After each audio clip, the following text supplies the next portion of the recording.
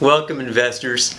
We are Dynamic Wealth Management. This is our investment market update for January 12th, 2016. I'm Adam Carlini. With me is Gary Luna, and behind the camera is Grant Haddon.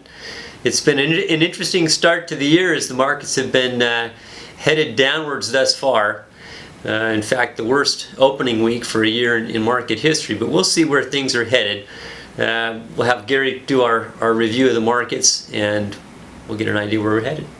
Yeah, because of all that Adam spoke about, we have had an allocation change. So we want to give you some details about that, and we have gotten much more defensive than we were at the end of last year. So let's give you some details on what's going on. All right, welcome to our market update for January 12th, 2016. We're going to start with some of our upcoming events. If you've been watching our videos, you know that we do a meeting here in our office every 2 weeks called Investments for Breakfast. Everyone's welcome to come to this meeting.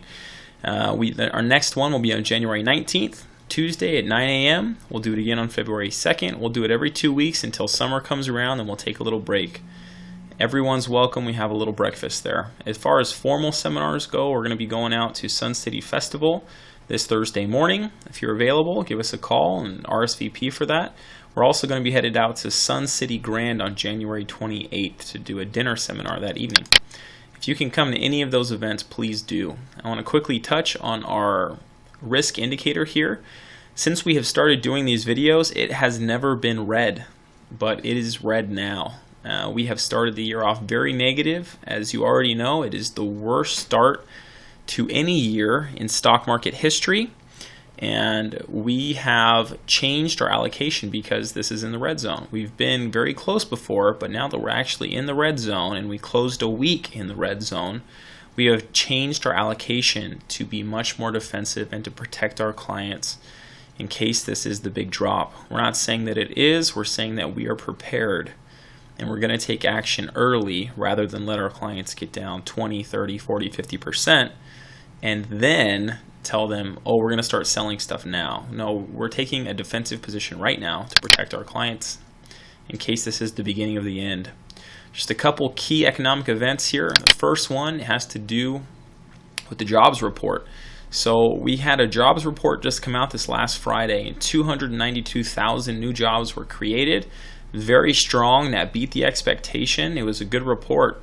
As well as over the last, since 2009, the last 6-7 years here, we have seen the unemployment rate come down, which should mean more and more people are employed and the economy is strong. So these are both very strong economic indicators. But with this strong report coming out, we still had a bad market day the day that this news came out. So that's kind of telling us a little bit that things are not as they seem, and underneath the surface they're a little more shaky than they seem to be. Now, China has been a big part of why this market has gone down, and here we're looking at the yuan. Their currency has been sharply moving downward, especially recently, because their currency is devaluing, especially against our own. You'll see the dollar going up against that. So it just creates a little more uncertainty, especially overseas and globally. So with that being said, Gary has a lot of good stock market information to get through. I'm going to turn some time over to Gary and let him give us an update on the stock market in more detail. Okay, great job by Grant. We'll go ahead and jump into the stock market, give you some more good information about what's going on here. Let's see here. All right, so as we talked about, pretty rough start to the year. In fact, let's give you the table as to what that looks like in the analysis. So this is all the worst starts for the first 4 days of the year in the S&P 500. So where does this one rank? At the very top, down about 5% for the first 4 days of the year. We have to go back to the next most recent was 2008, started out at 3.5. How did the year finish out? Not good at all, down 36%, and obviously that was the last and worst bear market that we have had. Now, on the good side, if you notice, if you scroll down through these different percentages and dates, they don't always mean that the year is going to finish out bad. If we look to 1991, actually a pretty darn good year. 1982, a good year as well. So if we look at the averages here, talk about uncertainty, 50% of the time January finished up, 50% of the time the whole year finished up. Wow. So talk about uncertainty and volatility. That's exactly what we have right now. Now if we look at different areas of the market across the globe, different asset classes and sectors, let's take a look. I'll have you focus right here year to date. Notice right down this column, notice all the red arrows pointing down. In the United States, all major indexes down anywhere from 4 to 6%. How about styles? In other words, mid cap, small cap, large cap, all down so far for the year. Again, another 2% to 5% in those areas. How about sectors? Same thing. Notice all the red arrows as we look at the sectors. The one that held up the best, utilities, very defensive to begin with anyway. How about countries around the world? Again, all red, all down. In fact, China leading the downswing, somewhere around 10%, and obviously that has been one of the key areas pulling down the rest of the world so far in the year. Australia down, but all the way down. Lots of negative numbers in there. Where are positives to be found in any green? Well, in the right-hand corner here. The more defensive areas, the safe havens, if you will, U.S. Treasuries, lower-end Treasuries, further out in the yield curve, the overall bond market have held up much better. Gold and silver actually doing well so far in the year. But commodities in general, oil down 10% already. Commodities continues to be a bad place for money to be.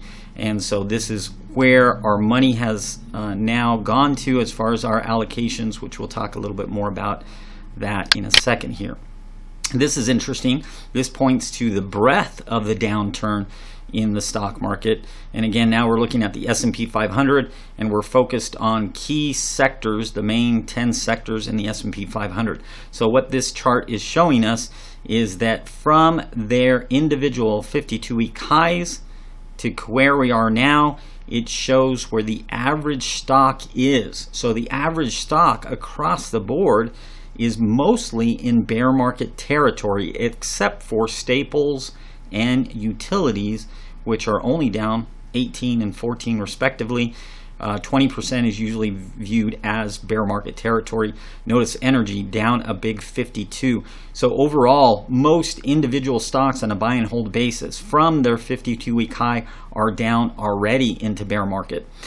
So why has the index not done the same? Well, the index, remember, is cap weighted, but we're starting to see the overall S&P index start to turn over as we look at this chart. So how did we finish out the year and begin the year? Well, this paints a good picture. This is the 1-minute chart for the S&P 500.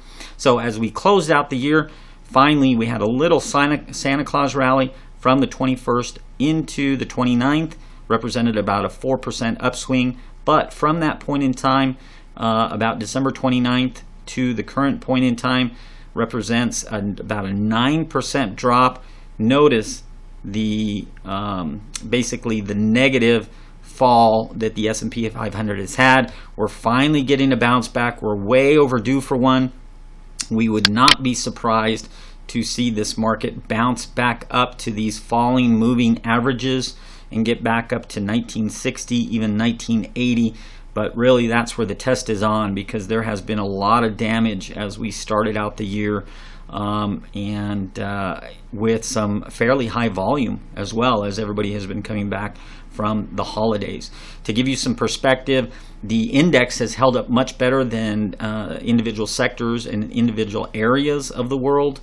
The high of the S&P 500 was back here in May, and that hit 2134. So from this point to where we are now, that represents about a 10% drop. Not so bad.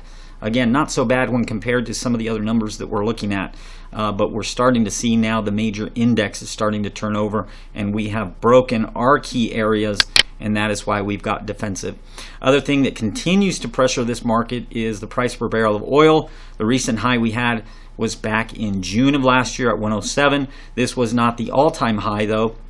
all-time high somewhere around 147. So since that point in time, back here in June, where are we now? Somewhere around 31, even $30 per barrel. Talk that we might even get down to 20 or 18. I don't know if that'll happen.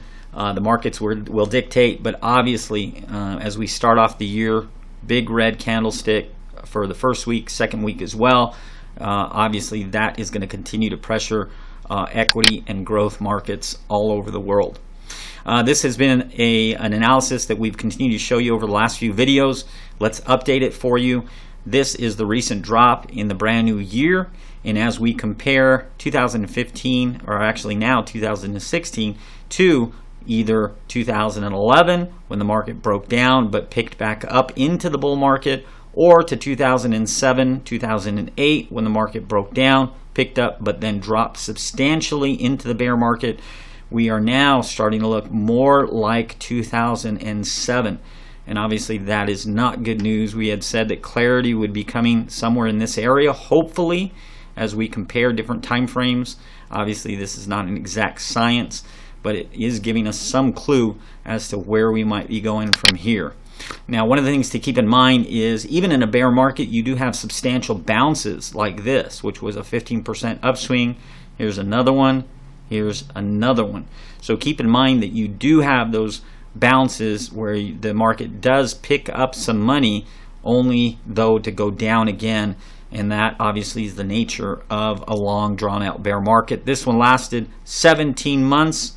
So we need to be patient and see where this market goes. So what have we done for our allocations? Because we have broken key levels that we had already predetermined that were important here and here, we start out the week here, and we have gone fully on our bearish or conservative defensive allocation. Remember, this chart again is tracked by ratio of stocks to cash. So what is really the market saying? With this drop, cash is relatively stronger than stocks, right? And usually that's not the case, especially in a bull market. But in this case, we're now saying that the risk reward feature of the market is not in the favor of our clients. And so obviously we have gotten defensive. And what does that look like by the numbers? We have moved from the green zone into the yellow and finally into the red, where all of our risk tolerance profiles between growth, moderate, and conservative are all on the defensive side, and we'll let the market dictate from here where we go. And if this does become the bear market, then we are looking for opportunities down the road, because bear markets turn into great opportunities to make money. By the way, 2009, the bull market when it started was a 60% up year. So boy, we're going to start looking for those opportunities if this does turn into an ugly bear market. We thank you for your time and that you've been with us. Obviously, past performance not a guarantee. All the information that we're given is what we believe is the most relevant and good information. And we look forward to seeing you with us in the next couple weeks or at one of our events from Dynamic Wealth Management. This is Gary Luna signing off. Thank you very much.